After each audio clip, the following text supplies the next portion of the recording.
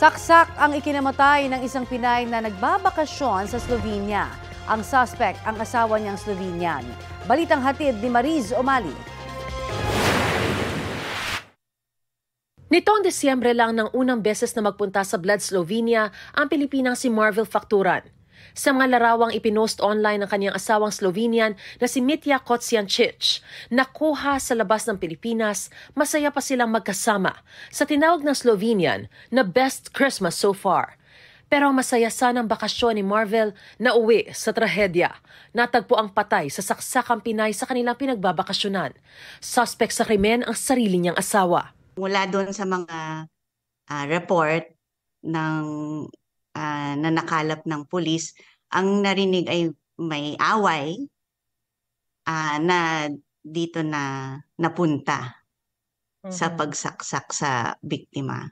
Sabi ng pulis, pagpasok nila doon sa apartment, patay na yung biktima. Wala nang buhay. Naabutan pa raw ng mga pulis sa lugar ang suspect na agad inaresto at ikinulong.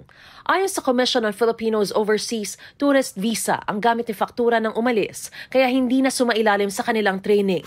We conduct counseling for the spouses of foreign nationals.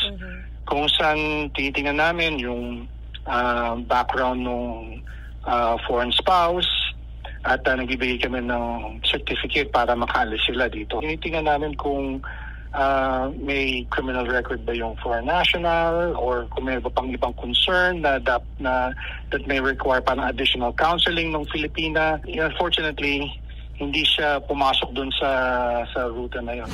Ayon sa DFA, natapos na ang isinagawang autopsy sa labi ni Facturan at nakipag-ugnayan na rin sa ina ng biktima ang ating embahada roon. Umaasa silang may uuwi na ang labi ni Facturan sa Pilipinas sa loob ng 2 linggo. Tiniyak ng embahada ng Pilipinas sa Austria na tututukan nila ang kaso. Unang-una para siguraduhin na maiuwi yung mga labi ng biktima. At pangalawa, na syempre may hustisya na mangyayari. Patuloy naming sinusubaybayan at maganda yung ugnayan namin sa pamalahan ng Slovenia. Mariz Omali nagbabalita para sa GMA Integrated News.